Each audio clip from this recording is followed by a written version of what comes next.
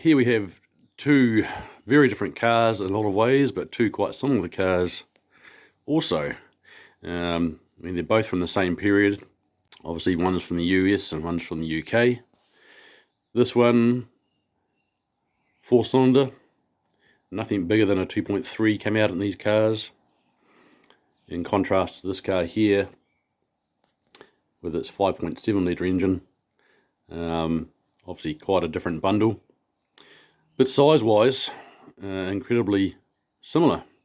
In fact, if I was to sort of line the camera up here the best I could, you can see lengthways, the Corvette's just a little bit longer in the front because of that shark nose on it. It extends out a long way past the front wheels. Whereas my droop snoot here, a little bit more snub-nosed. But looking down on it, if I line up the hubs here, they're almost perfectly in line here at the front. And then coming back through here, again, if I was to compare hub centers, very close to being in line here. And then just comparing the length overall, again, very similar length. So essentially these cars are the same wheelbase, same size. And so you can see, for those of you who are familiar with the South African made Can-Am fringes, they had the 302 V8 put in from factory. They would have been an exciting package that would have more than matched the performance of the Corvette here. Obviously some quite different styling, contrasts. I mean, I don't think there's a straight line on the Corvette here. They're just all swoops and curves, just fantastic lines. And don't get me wrong, the Forenza is still a good looking car. These started out as a very basic little commuter car in the UK, and then evolved, I guess, to what you see here now. So yeah, I just wanted to show you that little difference there, or comparison. Alright, so this morning, little job I want to tackle is the horn. The horn's not working on the Corvette. Looks like it's the internals are broken. So I do have a replacement kit for that, so I'm going to get stuck into that and see if I can get the horn working, which is necessary for getting the car legal for the road here. So we'll do that little process and see how we get on. Let's get started.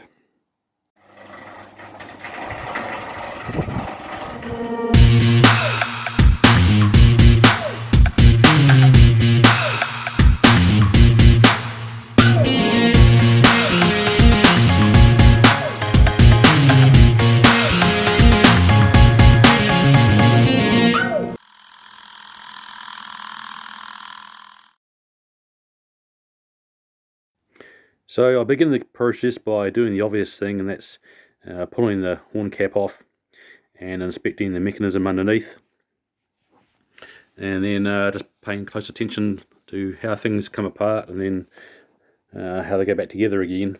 And everything in there is just a little bit corroded, and a few bits and pieces are obviously missing, so I knew I had to buy some parts. So I have those on hand, but there's still no guarantee that's going to work, so I just have to start at the start and then work my way through and troubleshoot the problem. I'm also just doing this voiceover because my neighbour was using his wood chipper, so all you can hear is that thing firing away, so that's why I'm doing this now. But anyway, this process is just me pulling it apart and trying to work out what I'm doing. So you can see new replacement parts here. There's a couple of rivets missing out of this assembly. But I've also just realised that the little plunger that goes from this part and gets pushed in there is actually missing. You can see the spring, so I don't know, I'm going to pull this part a bit more and see what looks right or wrong. I've got a new one of these rings here, which, I mean, I probably don't need to replace that. It's not really Nothing wrong with it. I guess it would be nice to put a new one on. It's just, there's the retaining screws. And then this large one, oh yeah, it's also not very tight.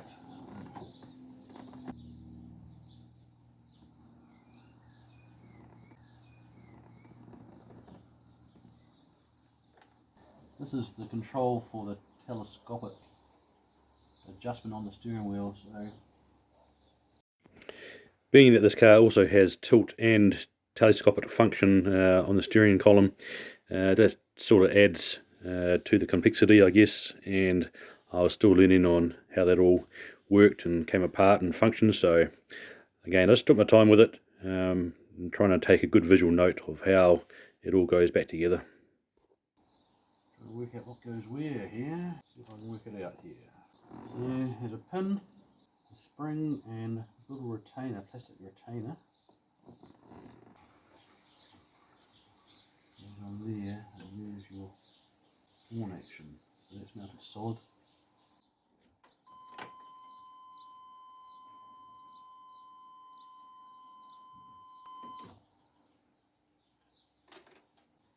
Of course, it could be something else entirely. Could be a simple fuse somewhere that's needs replacing. Could be a bad earth, loose wire to the horns themselves. So it's going to be hard to know if this fixes it until I know I've actually got power to the horns. So in theory it's working, my contacts are touching. I've got no horn still. So begins the process. I mean, I don't even know where the fuse box is at this stage, so that's probably where I'm starting. Okay. Okay, so I'm just starting to start here and testing some things. I've found where the horns are located. There's one just here and one further down below. And it looks like I have one faulty horn. I'm just running some power off a battery over here. And this one here, I just can't get it to do anything. One down below here, after a couple of tries it came to life. I can get a decent earth down here, and yeah.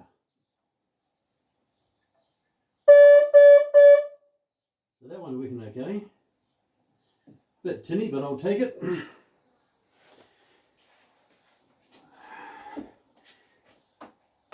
This one here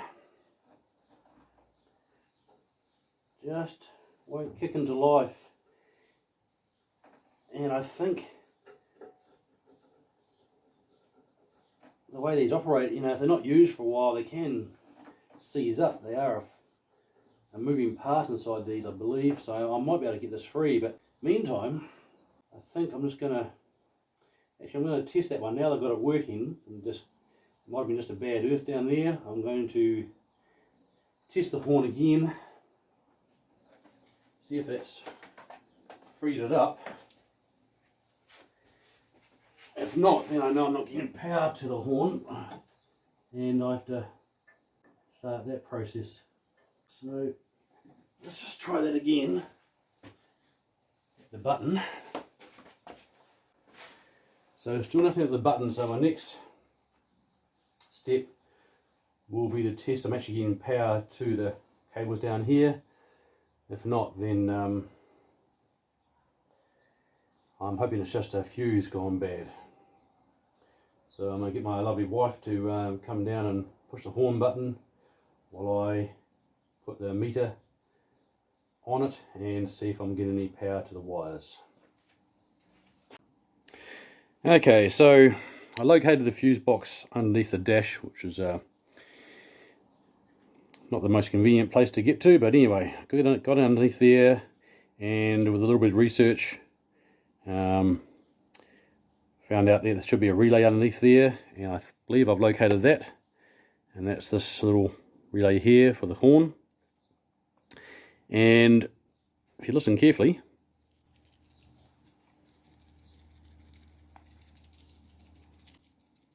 hear that?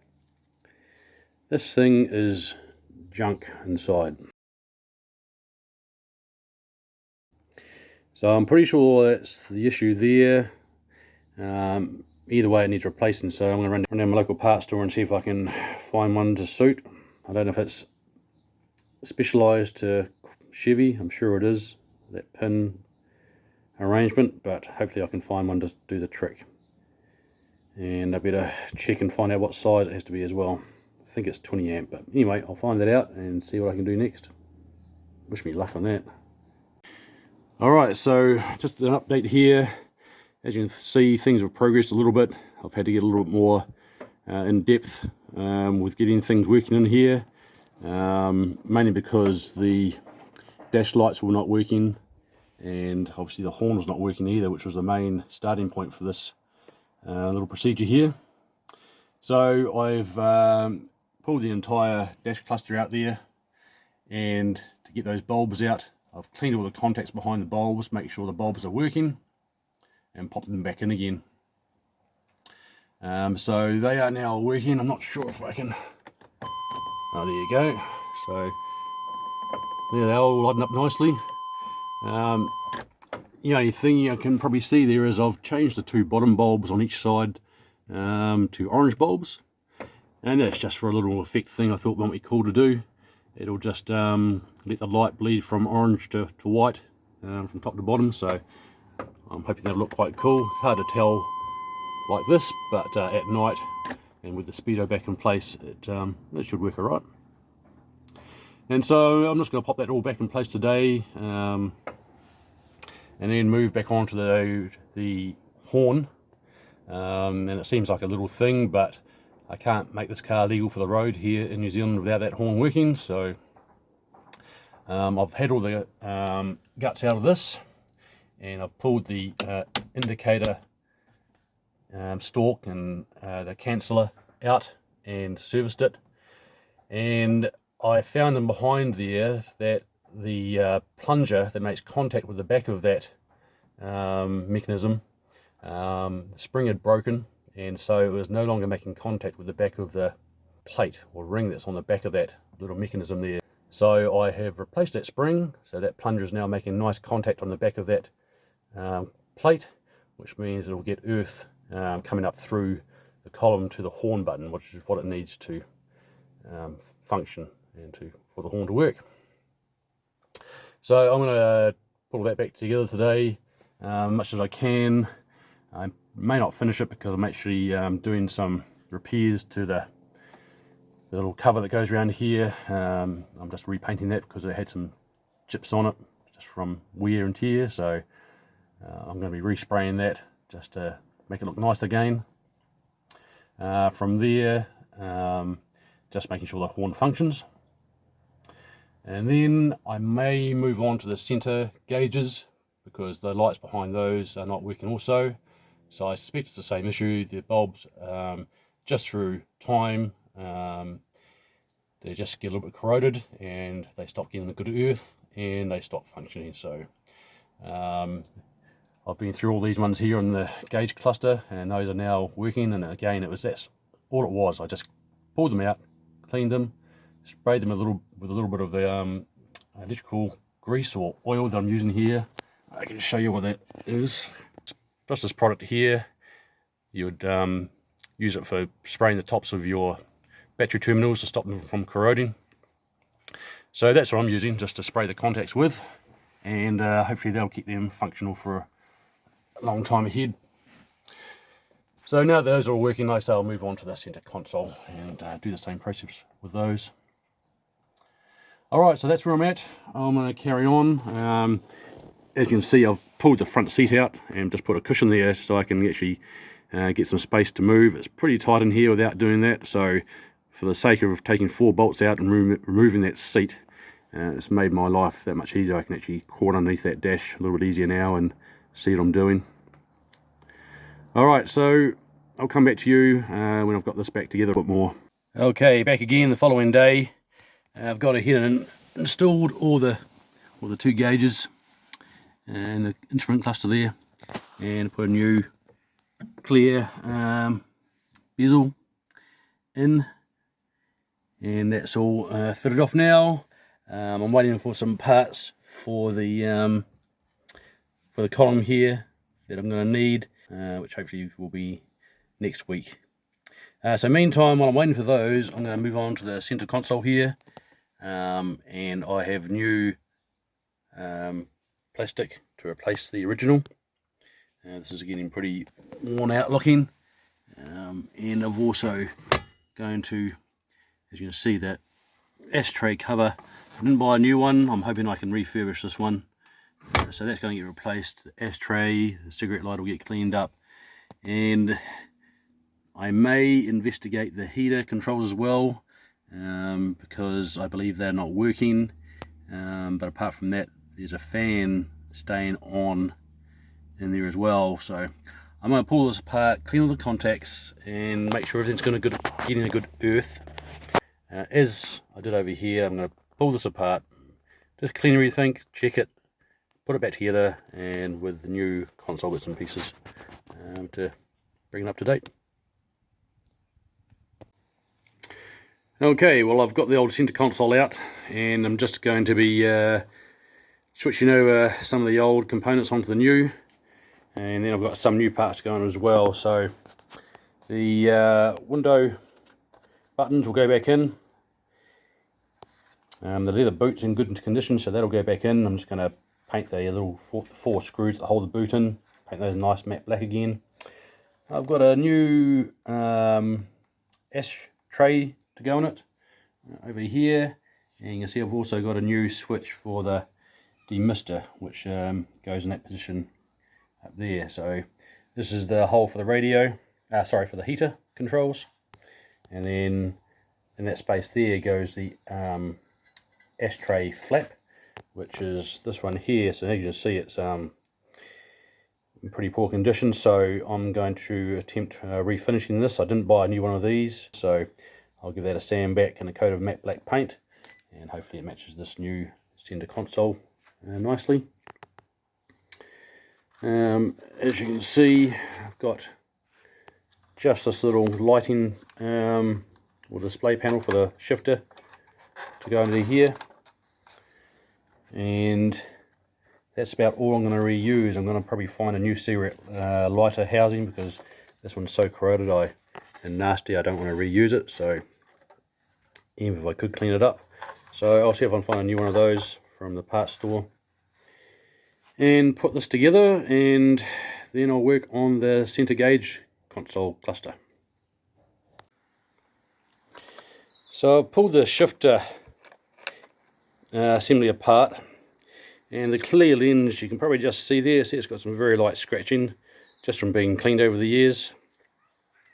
I'm going to try and rejuvenate that by giving it a light cut and polish. I've got some cut and polish here. I've done this before for my taillight lenses, so I'm pretty confident I can do this with this as well. Just get rid of that light scratching, and it should come up like brand new. The white letters are on the back, so that helps. That I'm not going to be touching those. It's just the face here that needs that little bit of a polish up, so I'll give it a crack, see how it comes out. And there you go. You can see now I just spent 30 seconds with a soft cloth and some of that polishing compound. Just give it a nice light rub, and as you can see, it comes up like brand new. So as you can see, the backing plate is also a bit dirty, and rather than paint this at the moment, I'm just going to try and give it the same treatment as the clear plastic, and just give it a light rub with some cutting compound, and see if that'll come up nicely. So as you can see, that didn't really work very well. It's actually got a little bit of pitting on it in the paintwork, so I'm actually going to give this a bit of a light sand now and give it a squirt of matte black paint. Okay, here we are back again. Just an update of where I've got to. It's next day, and I've just popped in the cigarette lighter. So you can see it in there. You can see there's a little bit of corrosion in the bottom of it still, but I've got most of it out. This is the original cigarette lighter. What I actually did is I couldn't unscrew the outer shell from the inner shell to get the thing out of the old console there. So I snipped the earth wire so I could take the whole thing out complete, because that was the only thing holding the trim in. And then I was able to actually just pry the old one out of the hole through here, leave it out quite easily. And then what I did is I took the whole unit and sat it in a jar of hydrochloric acid, and I let it sit there for, I don't know, half an hour or so, and it dissolved all that rust away from inside that thread there at the end, and I was able to unscrew it easily after that. So I've cleaned it up the best I can, cleaned the inside of it again, got it looking as good as I can, and it's working perfectly. I've tested it inside the car again, and eventually, I mean, I'll never use this for a cigarette lighter, but I'll probably just have a little, USB plug-in that'll sit in there for charging the phone, and so that's good to go again. So now I'm just waiting for the paint to dry on my ashtray lid. You can see I've got the gear shifter window in. That's looking really nice. That's all attached on the back there again. There's a little indicator that slides up and down for what gear you're in. And then I have also just taken the anniversary plate off the old one, and you can see I've the little masking tape template of where the holes need to go. Tape that across here in the right place too. I just lined it up with the edge here and marked a line in the corner there, so I could get it back on the same place on this one. Laid it in, drilled the holes and pop that back in, and it's just held on by those 3 blue nuts you can see there. So that's a pretty simple process. So we're getting pretty close here. I'm now going to work on the heater control window, and same story as the gear shifter window. Here it is here. You can see it's in pretty sorry state. Again, it'll be the original one, just years and years of use. So I'm going to give this the same treatment as the other one, and get a little bit of polishing compound onto that and see how it comes up. I think there's it looks like there's a broken tab there, so I can probably glue this back in if necessary, or find some other way of holding it in if necessary. But I don't have a replacement for this, so I'm going to refurbish this and see how it comes up.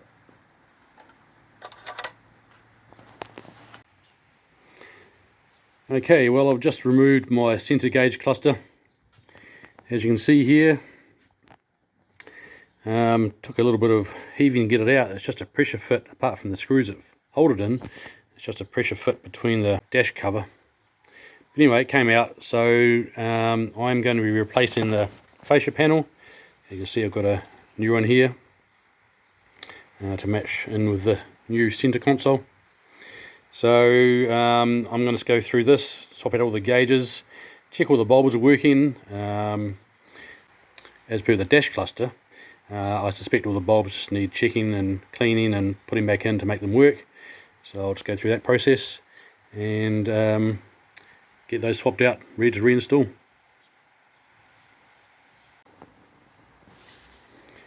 Showing you the back of the gauge cluster panel. I'm just taking out the 4 screws that hold it in. As you can see, bulbs in the back, so I'm going to be pulling these bulbs out and just cleaning them, make sure they're all getting good connections. Testing them. I'd really like to de-rust this whole enclosure here, but that means pulling the whole thing apart. I'm going to have a wee think about that. But anyway, so that should pull off there now. And there's the gauge cluster. And there's the inside.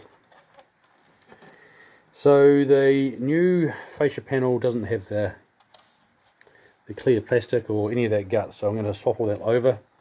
And same deals you've seen me do previously. I'm going to give the clear plastic a good clean, bring it up like new. I don't quite understand how these lights are supposed to bleed through to the front. It seems like they're completely sealed off by the time they go in here. I don't see how the bulb light comes through to the gauges, but I guess it does, so I'm just going to trust the process. Like I say, I'll clean them, put them back in. As long as they're working in here, then I guess that's as good as they get. Alright, so we'll start swapping those bits and pieces over. So as you can see, this is the clear plastic for the gauge cluster. Really dirty, original looking thing, so that's alright. I'll give it a good clean up and that'll come up like brand new.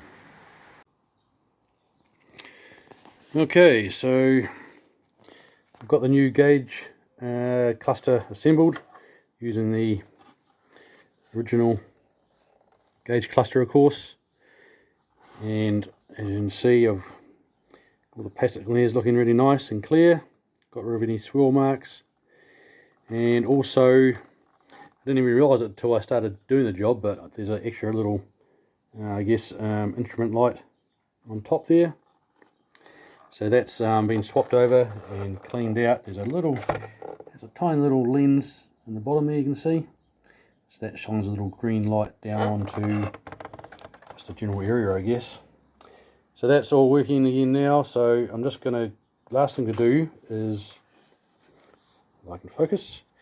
Last thing to do is I have new, sorry, I don't know why this is not focusing. There we go. New ear vents to go into the openings there. So that's the old ones there. And so I've got those over the back here. I've just got to switch out the hardware from this one here that holds them in place. Various clips and bits and pieces that hold those in place.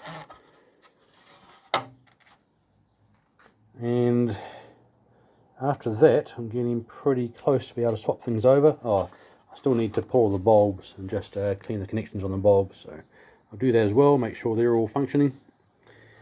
And then I can do a dry run and see how it all looks. Alright, so here's the finished gauge cluster. Got everything back in place. Got the new vents installed. Needed to have gone right around to the right hand side on the gauges, or at least a couple of the gauges. So I'm just curious to see how that works when I plug it in. Hopefully they go back to zero where they're supposed to be. But other than that, this is pretty much good to go. And I'm going to start hooking it up and see if the gauges work. I still don't see how the light comes through into these gauges. I put 12 volts to the back of the connection back here to try and get them to work, and I can't see any light coming through whatsoever. They are working, I know that much, but I can't see the light coming through to the gauges. It's a weird design, but it must just bleed through the clear lens is all I can imagine. Anyway, it is what it is. It's back to the way it should be, so we'll see how it works. Alright, so just about finished the centre console assembly. I've just put the ashtray lid in, which I painted, and it's come up nicely. I painted it with the satin black, reassembled it with the spring. So that's all as it should be. So apart from the boot, the gear lever boot, it's just the heater control panel to put in. And I've decided I'm going to order the new fascia for that and the clear cover, only because there's a couple of tabs missing and I won't be able to install it properly. So for the sake of those, I'll wait for those to come in and I can install that properly, and it will just look that much nicer when it's all said and done. So that's looking good. I'm happy with that. So just an update on the interior here. Yesterday the parts for the horn assembly came in, and so I was able to install those, and so now I have a working horn, which is probably first time in a long time I think with this car, but hard to know. And it seems probably like a silly little job that's not that important, but actually for making the car legal here, that horn does need to be working. So it turned into a good sized job. It was well worth doing though. Let me investigate the indicator switch, which is also again a bit stiff, so I was able to work on that and lubricate it, so that's working nicely now. Bit of a tricky job, but glad I've done it. The only thing I want to do now probably is just touch up the steering column in a couple of places. Probably hard to tell, but that colour I painted, this section all through here has all been repainted because it had some chipping on it, and so I probably want to paint this part of the column as well just to match, and just blend it in a little bit more. It's got a few little chips on it, and on the other side where you can't see, so I'll probably tidy that up just to help blend that colour into the other original colour. So that's that part. I can reassemble everything underneath the dash here now, and then I'm just waiting for the heater control panel to come in. This one here, which is tabs are broken on, so I'm going to replace those while I've got this apart. Once that comes in, I can then install it to the new center console panel there and reassemble all that, and that part of this job will be done. From there I'm going to move on to the central locking system, so I'll probably pull the door cards off both doors and just check all the contacts, make sure everything's getting a good earth, and just investigate why those aren't working. They are trying to work, so I suspect it is just poor earth, but until I get into it, it's hard to say for sure. And the last thing I thought I might show you here is just what I've done for the battery terminals, and this is more out of interest probably to Corvette owners that deal with this, and you'll be aware that the battery terminals have these little studs, which is part of the lead that screws into the battery post, and you've got to use a little 8mm spanner to get those off, and it's just a bit of a faff. So I've come up with a little bit of a better system, and whereas I've now got a turn knob doing the same job, I'll just show you as well what I did there, how that looks with that off. So there it is, just poking through the lead. And what I did do was find a washer to go on this side, and just to make it work, what I've done is just got a washer that was too small and then drilled it out to suit that thread size, and so it's just a snug fit. So that washer actually just winds onto that thread, and that keeps it encapsulated within that fitting, so this doesn't just fall out, it stays part of the lead, and it's there good to go. So all you gotta do is put it back down, wind it in, and you're good to go again. So that's how that works. Like I say, in my mind it's a lot better system.